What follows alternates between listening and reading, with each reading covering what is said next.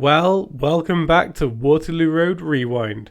Today we've got Series 1, Episode 6, and it really feels like the series is wrapping to sort of a close now. I always enjoy this episode.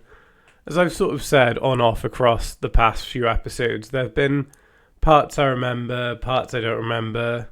This episode is probably the most distinct one in my mind.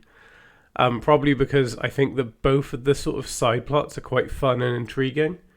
So this is the episode where the kids go off to the museum with Andrew and Steph. And then the other half of the episode is Jack and Kim desperately trying to make the school look good to Heather Davenport and to make sure the LEA knows all of the good things that are happening with Waterloo Road.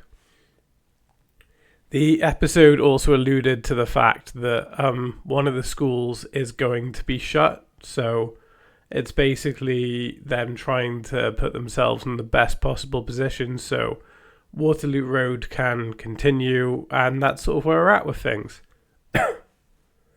Right, so I guess I'll sort of begin. So last episode I said how I really enjoyed the sort of interconnectivity of the series that we've been exhibiting. Like last week, it was stated that Jack said, we need to get Steph and some of the more difficult students out of here. You and her are going on a field trip. I need you to monitor and make sure everything runs smoothly. And that transitioned into this one, which is what we saw. So we see Andrew, Steph, Lewis, Janice, and some of the other problem kids all go off to a museum. So it's a French field trip, so naturally going to a museum of history makes sense because, connect the dots and all that. I did like the bit at the beginning where Janice is like, we should be going to France, or whoever says it, Lewis, Janice, whatever. So, we should be going to Paris, miss. Like, yes, objectively that makes more sense than a museum, or even like a French play or something, or if there was a French film at an art house or something, just something that relates to the language and the country of France, not the Manchester Museum or wherever they went. I did think that the whole thing was quite funny, though, because it's clear that Andrew isn't only watching and dealing with these difficult students, that he is also sort of monitoring Steph, keeping an eye on her, and trying to keep the day running as smoothly as he can, despite the fact that things unravel and go badly quite quickly. The bit that I particularly liked, even before the museum, was at the beginning where Lewis has got like a pill and he's like, I'm going to take the edge off. And then Janice is like, I'll do mine later. And then Lewis and his mates are annoying Janice. So on the bus, Janice is like to Mr. Treneman, Lewis is taking drugs. And then Andrew sees it and tries to confiscate it. And Lewis is like, what, have you never seen a mint chew before, sir? And they all started laughing. Like at Andrew's expense, and he's just a bit like, you can see it on his face, he's already just fed up of their sort of nonsense. So that was quite funny. There wasn't as much time dedicated to the museum as I kind of hoped there were, because we sort of saw the kids mess about and not take things seriously. We got to the bit with the dinosaur where Janice in particular really took an interest, and Andrew found it good that she was engaging with something, and he started asking her dinosaur facts about them being like predators, comparing them to sharks, and Lewis made that remark about their arms being useless, and Mr. Treneman got really happy about it and was like, yes, very good, guys, and then gave them 10 minutes to look around all the stuff in the room. We see that Steph had vanished. Steph went to the coffee shop and then was keen to take a look around the little shop, not caring about the students, not engaging with the museum, just sort of abandoning Andrew to deal with all this, which is quite amusing. Fits Steph's character perfectly. There's the bit where Andrew's like, have any of you seen Miss Haydock? And then there's like a big dinosaur fish thing with like big teeth and stuff and a model of it. And Lewis is like, there she is. And then I started laughing. I laughed at that. I do every time I watch it. It's cruel, but it's funny. And then Andrew knows how poor Steph is at teaching and just engaging with anything other than her magazines and drinking and flirting and stuff. And Steph starts flirting with him and is like, I think the museum's got this under control. Why don't we sneak away and get a gin and tonic, just like leaving the kids there? And Andrew's just like, no, I'm not going to do that. And fair enough, like they've got a duty of care. They can't just be sneaking off to the pub because they feel like it. I mean, I feel like I would be that teacher. I feel like I'd be the teacher that just sneaks off to the pub. But that's probably why I've not got a profession in teaching at the moment. It's probably why I do this podcast and other stuff. So, and then like Janice steals a replica of a dinosaur tooth. But again, I think the fact that we had the build up with Janice engaging with it, liking the dinosaurs, I'm pretty sure later on in the show she talks about liking Jurassic Park, and this becomes a bit of a focal character point for her, and it sort of is established here. So we know that like she's not stealing it just to be a vandal or to be malicious. It's because she wanted to look at it closer and stuff. And I think Mr. Treneman kind of accepts that. Like, he's not too annoyed. Like, he apologizes to the guy and stuff. But the thing that's most intriguing and makes sense is that, like, at the very beginning of this scene, when the guy's like, you're not going anywhere, somebody's stolen a replica dinosaur tooth. And his immediate reaction is, Lewis, open your pockets, which we know it's not Lewis. The guy even points out and is like, oh, it's the girl with the hair. But yes, on that school trip, Lewis is naturally the one that you go to. Like, of course he would be the one that's causing problems. Like, he's already picked stuff up, he's messing about, he put his chewing gum on one of the exhibits, he's just a bit of a layabout. Like, it makes sense. And then it turns out to be Janice, but again, like I said, she's not trying to be cruel. She just had an interest in it and crossed a boundary, which is fair enough. Like, she didn't try to hide it and stuff. Well, she sort of ducked her head, but when she was caught, she wasn't like denying it or hiding it. She just Janice being Janice, really, isn't it? So that was fun. This whole plot at the museum, it made me think of that Simpsons episode where like Principal Skinner takes Bart, the bullies, and Ralph away for the day so that Superintendent Chalmers can get on with like a test that will like determine the future of the school or something. I can't really remember the relevance of the test. And then Bart and the bully start making fun of Skinner, saying that if they're the losers, then he's got to be the super mega loser for being there with them. And then you kind of find out from Chalmers that, yeah, it wasn't just the kids that he wanted out of the way. He wanted Skinner out of the way as well because he thinks that he's a bit pathetic and a bit of a loser. I know that Andrew's not, but that's kind of the vibe I got. Like, I could see Lewis making that kind of debate to him, and it was making me laugh. So that was sort of the vibe. And then Miss Davenport was still there, so they just kept going on the bus round and round. And then Lewis just gives him back chat, being like, my mom's going to hear about this. Like, you basically kidnapped us, sir. It's just, I love Lewis's character. Like, he's so horrible, but he's just amusing, and it tickles me. So yeah, that's kind of the subplot. And then we do get somewhat of a resolution to Janice's interest in dinosaurs, because, like, Andrew gives her that book as a way to hopefully, like, nurture her interest in the subject, and we do see it build from there, because when they do the work experience episode down the line, I think it might be series 3, Janice gets a job at the museum but just gets bored and the curator gets rid of her, but we know that comes from the fact that she likes the dinosaurs. So yeah, because I think Maxine is working at like a care home or something, and they both connect with this one resident, and it's actually quite sweet. So yeah, it's kind of nice to see it sort of snowball from here. And then the other plot, it's basically Jack and Kim doing their best to impress Heather Davenport. And I think that, for the most part, I really think they did a good job. Like, I've seen other episodes where it just gets worse and worse. Like, I think when Max does his open day and Ruby has a breakdown in Series 5, that's objectively a worse outcome. Or where Christine's trying to show Robert Bain that she is the right head during their World War II day, and Barry and Darren Hughes start taking magic mushrooms that cause them to both be sick, and I think that's worse than this. So I think that on the whole they did quite well. The biggest weaknesses were stuff like Grantley, like, it's not funny, it's actually quite horrible.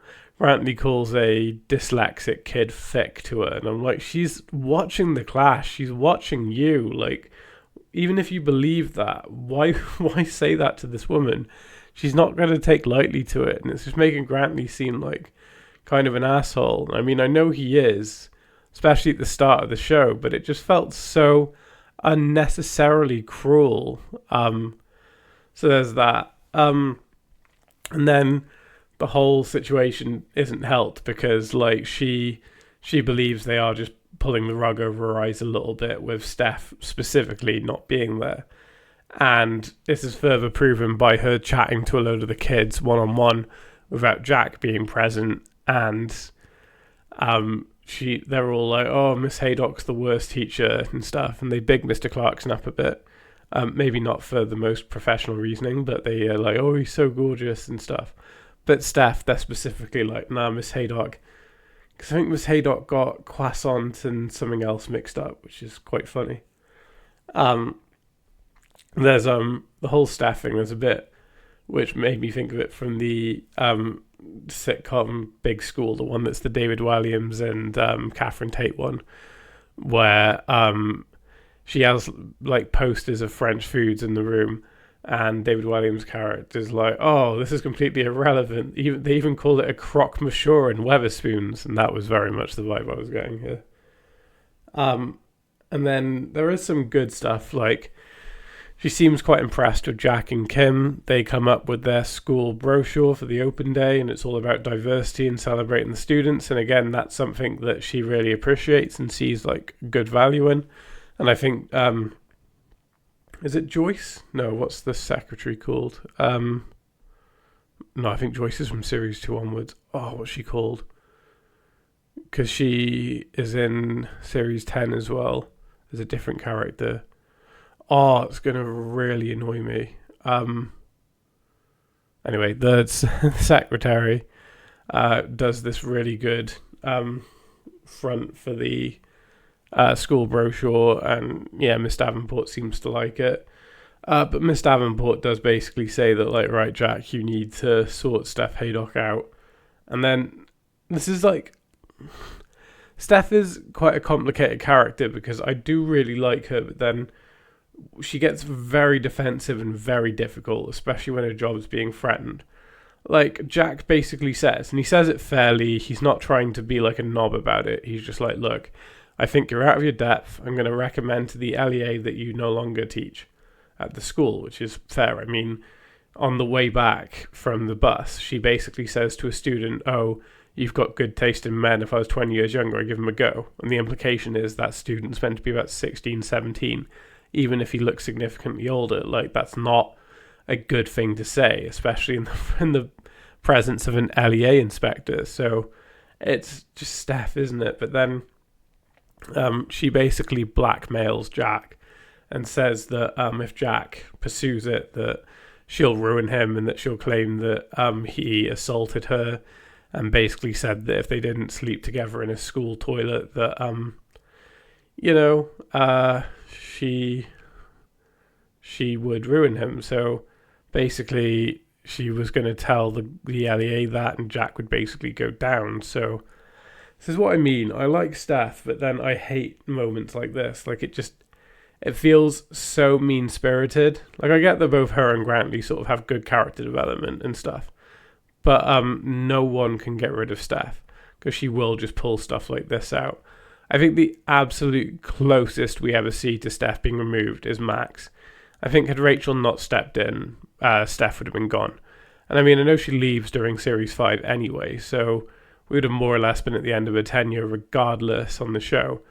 But part of me thinks it may have been more interesting if Max had just gotten rid of her, and if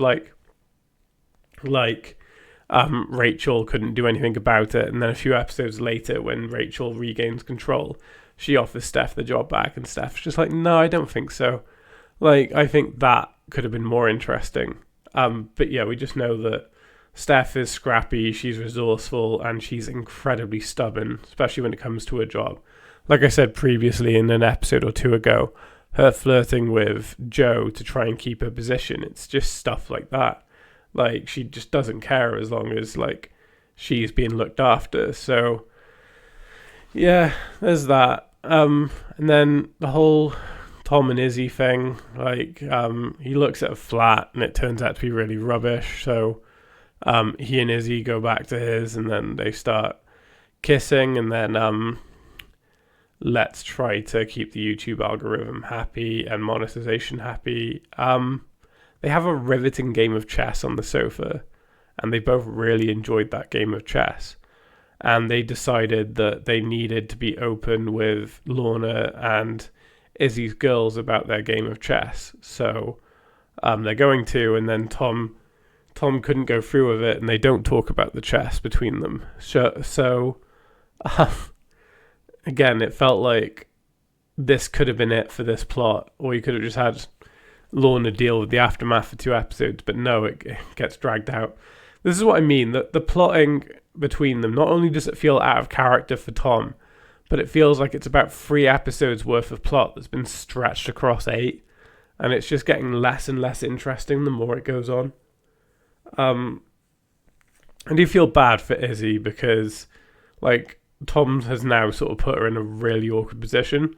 Like, if Tom wasn't able to do this, and he knew in his heart he wouldn't have been able to do it, then they shouldn't have played that game of chess together. So, I mean, he sort of just checkmated himself, and probably could have just gone and played chess on his own if he was feeling a bit like he wanted a game. Like, it probably wouldn't take long for him to checkmate. So, you know, there's that. And then I guess there's the whole Chloe and Dante thing where Dante tells Clarence that it was sort of Chloe's fault because she climbed on top of him when they were driving and blocked his view. I mean, it's a tricky one, isn't it? Because, like, he was drink driving, but he shouldn't have stolen the car. But Chloe kind of obscured the view, but again, she didn't mean to obscure the view. It's one of those where I think that, like, ultimately, I still think the fault lies at Dante's door. Like, yeah, I don't think Chloe's anyway innocent whatsoever. But, like, regardless, he was drink driving. So, if he hadn't have crashed in that instance, the chances are that if they'd carried on the drink driving, which they would have done, he would have crashed into something anyway. Like, they still broke the law. All of them did in that car. So, underage drinking, drink driving, stealing, like, they all hit that bill. So, it's a tricky one. And then Clarence reacts badly. Once again, Dante is trying to change his plea. And, like, he breaks it off with Chloe. So, I mean, to be fair, a lot did happen for there not really being a student of the week this time. Unless, I mean, you could sort of make the argument that Lewis and Janice kind of fit the student of the week bill. Maybe more Janice so than Lewis, but, like, for quite a different episode. I think it's quite good. Like, I mean, there's the 2 parts, or the 2 halves, or 2 main plots with other little plots sprinkled across it. But I think that, for the most part, the 2 plots feel quite balanced and quite good. Like, you're not sat there thinking, oh, one outweighs the other, or just not a lot's happened. It is a good and decent balance, I think. It's just a bit different from the typical Waterloo Road episode. But that's not to say it wasn't good. I did enjoy this one a lot. I would probably call this one of the better episodes of the series so far. Well, I think that just about covers everything I wanted to talk about. This has been Waterloo Road Rewind, and I guess I'll see you soon. Have a good one.